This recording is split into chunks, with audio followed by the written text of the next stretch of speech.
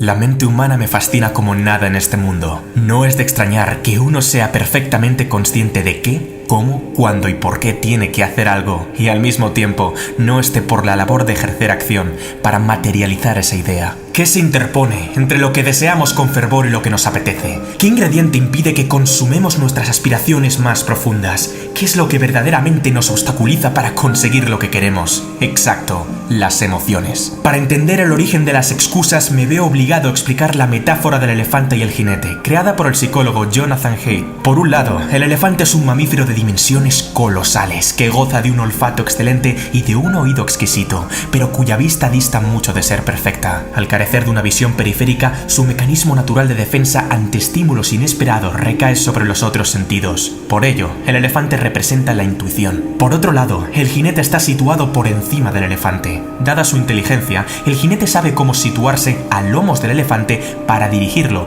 pues sujeta las riendas y piensa que lleva la voz cantante. Craso error. Por ello, el jinete representa la razón. Cuando el elefante y el jinete miran para el mismo lado, caminan en direcciones iguales y buscan objetivos comunes, no habrá conflicto alguno. El problema surge cuando las necesidades de ambos son diferentes, de tal modo que cada cual tira para su lado en pos de satisfacer sus propias necesidades. El elefante es grande, fuerte e impulsivo. El jinete, por su parte, es astuto, más pequeño y débil en comparación. Así pues, el control del buen hombre es poco menos que un aciago espejismo, pues no deja de ser precario e incierto en comparación al animal. Si el gigantesco elefante se rebela contra su dueño y quiere tomar otra dirección, es bastante probable que lo consiga. Es la lucha eterna de todos nosotros, la razón contra la emoción, pero aún no hemos llegado a la peor parte. ¿Quieres saber la triste verdad del asunto? Primero sentimos, después razonamos. Y cuando la emoción es tan poderosa que el individuo se ve sobrecargado por un mar de sentimientos aflictivos y sensaciones desgarradoras, recurre a la razón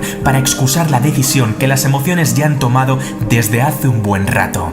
De ahí procede la palabra excusa. Ahora ya entiendes lo que significa. Te sientes abatido cuando no estás por la labor de dejar tan pronto las sábanas. Por eso, la razón justifica que habrá días de sobra para estudiar, a pesar de que el examen sea dentro de 3 días y no hayas empezado. Te sientes desamparado cuando tu pareja no está junto a ti. Por eso, la razón justifica que merece una segunda oportunidad, a pesar de que no te trata como la persona digna y noble que en realidad eres. Te sientes sosegado cuando inhalas el humo del tabaco. Por eso, la razón justifica que no pasa nada por echar un par de caladas al salir de fiesta, a pesar de que nunca te conformarás con un solo cigarro. Te sientes contento cuando vas ciego de alcohol. Por eso, la razón justifica que beber con moderación no es malo para la salud, a pesar de que hayas sido el culpable de que no completaras ese ambicioso proyecto. Te sientes aterrorizado cuando piensas en emprender. Por eso, la razón justifica que es mejor seguir formándose 4 años más o esperar a que el ciclo económico sea más favorable, a pesar de que las oportunidades perfectas no existen. No te enfades conmigo, simplemente soy el mensajero.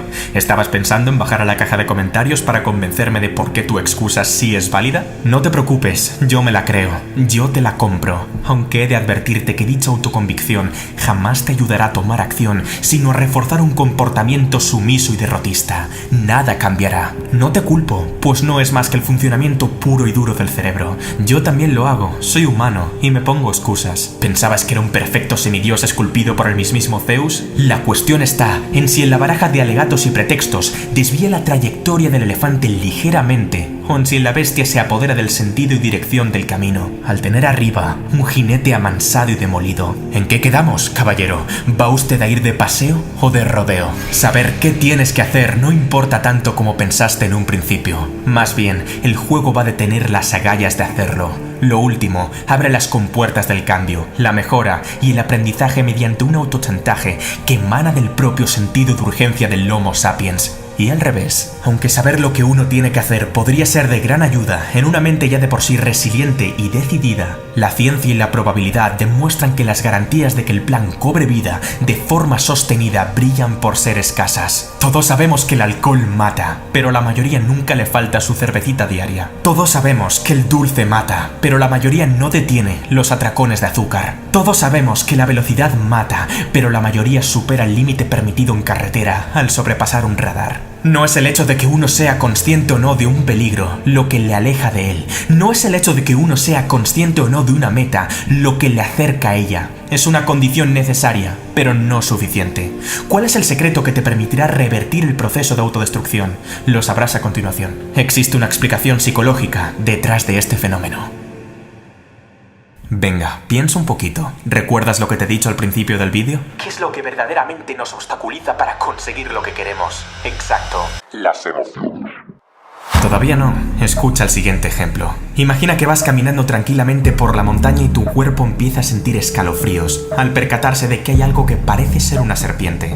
Unos instantes después de sentir tal miedo e inseguridad, la cognición dice, es un palo, lo que ocasiona un cambio repentino y automático en la sensación. El jinete ha corregido el movimiento visceral y preconsciente del elefante, pues ha recurrido al pensamiento para alterar la sensación primigenia de sobresalto y dar una respuesta distinta a la inicial. Esto es, al pensar que es un palo, el razonamiento crea curiosidad y tranquilidad, dando lugar a que el miedo desaparezca por completo. ¿Cómo reacciona el ser humano ante un estímulo externo? El cerebro activa en los 200 primeros milisegundos tanto el cerebro reptiliano como el sistema límbico, mediante una serie de neurotransmisores que dan lugar a la composición global de nuestra forma de procesar. El cerebro de reptil sabe muy bien cómo activar el instinto de supervivencia, pero todavía no se ha enterado de que ya no vivimos rodeados de tiburones monstruo, leones cavernarios y tigres dientes de sable. El sistema límbico provoca la emoción que sentimos, pero está muy lejos de tomar las mejores decisiones en lo que a relaciones humanas contemporáneas respecta. ¿Y qué sucede entonces? Se han examinado dos tipos de cerebro cuya reacción es totalmente diferente. Sin embargo,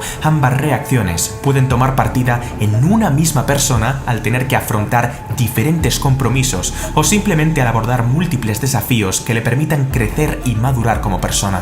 Por un lado, el cerebro tipo 1 consigue activar a los 800 milisegundos una tercera área denominada neocórtex, responsable del pensamiento avanzado, la razón, el habla, la planificación, etc. La corteza prefrontal es capaz de iniciar la cognición para modificar el pensamiento acerca del estímulo externo. Si lo que estoy viendo fuera una serpiente, se movería y emitiría un sonido diferente. Pero cuidado, no es dicho razonamiento lo que fulmina la emoción anterior, sino lo que crea otra emoción distinta que se adapta mejor a la coyuntura. Antes estaba asustado y ahora estoy relajado o curioso. Por otro lado, el cerebro tipo 2 ha de aguantar un auténtico tsunami emocional, de tal manera que el sujeto es completamente incapaz de activar la cognición y resolver el problema, tal y como hizo el cerebro tipo 1. Este fenómeno es básicamente lo que explica el fracaso escolar, el exceso de velocidad o la obesidad mórbida. Por último, cuando los impulsos intuitivos deciden cómo actuar, el neocórtex interviene posteriormente para justificar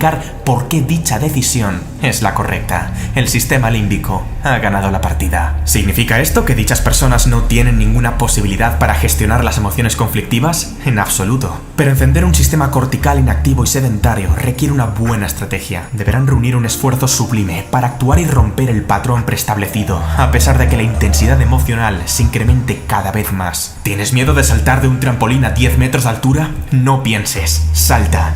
¿Tienes estrés porque el temario del examen es demasiado largo? No pienses, estudia. ¿Tienes tristeza cuando tu quinto proyecto ha fracasado?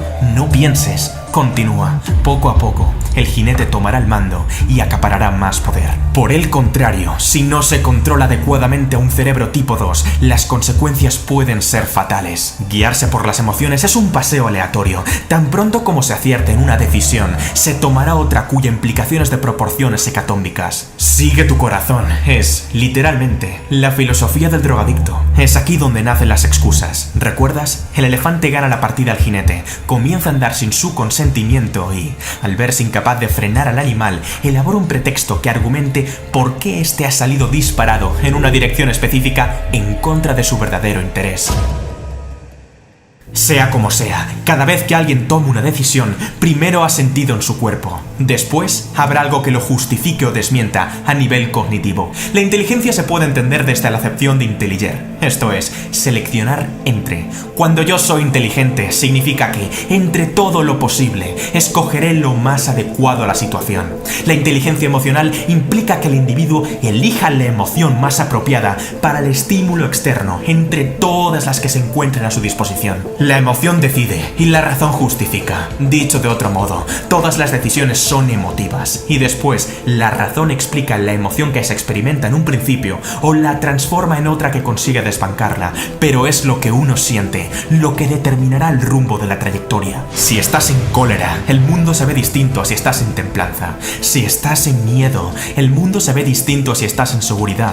Si estás en letargo, el mundo se ve distinto a si estás en júbilo. El pensamiento es un buen evaluador, pero no un buen gestor. La gestión tiene que producirse de emoción a emoción.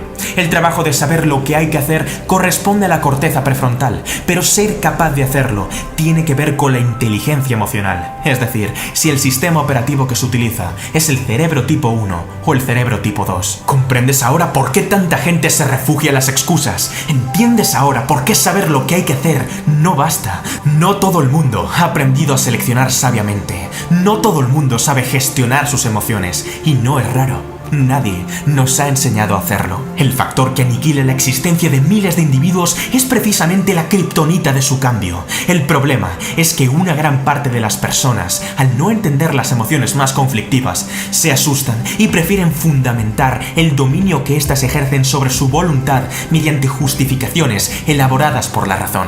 Es que no tengo tiempo para ir al gimnasio, dijo Juan mientras buscaba olvidarse de su tristeza, consumiendo porquería televisiva. Es que mi jefe tiene que subirme el sueldo, dijo Laura tras calmar su ansiedad, comprándose 3 pares de zapatos carísimos. Es que las editoriales no me publicarían el libro, dijo Esteban para justificar el miedo a lo que el lector pueda pensar de él. Es que, mira, te digo una cosa, quizás a ti te puedas engañar, pero a mí, bueno, qué narices, sí, podrías embaucarme, ¿y luego qué? Tu vida seguirá siendo exactamente la misma, menos es que, y más hay que, es lo que quiero escuchar. Lo más grave de la situación es que la gente piensa que el hecho de que las excusas sean aceptables les exime de tomar responsabilidad sobre su vida. El asunto no va de tener razón o no tenerla, va de moverse o no moverse, de actuar o no actuar, de cambiar o no cambiar, de hacer o no hacer, y punto en boca. Deja de ser un jinete fatídico y desconsolado y conviértete en un domador de categoría. ¿Vas a tolerar que las emociones jueguen contigo o vas a jugar tú con ellas? ¿Vas a dejar que tu cerebro te domine o vas a convertirlo en una máquina infalible? ¿Vas a permitir que un sentimiento temporal tome una decisión permanente? ¿Vas a consentir que las excusas se carguen tu vida o vas a construir una vida con las excusas correctas? Sí, aquellas cuya emoción no se basa en la emoción, sino en la noción. ¿Quieres excusas? Va. Es que no tengo la paciencia de soportar una existencia miserable ni un segundo más. Es que no tengo la intención de quedarme parado y esperar a que el cambio aparezca. Es que no tengo la voluntad de autoconsolarme para reforzar mi melancolía y letargo. Es que no tengo la convicción de recurrir al lamento para resolver mis problemas. Es que no tengo la osadía de autorizar de nuevo un comportamiento de perdedor. Es que no soporto las malditas excusas. Ahora te toca a ti.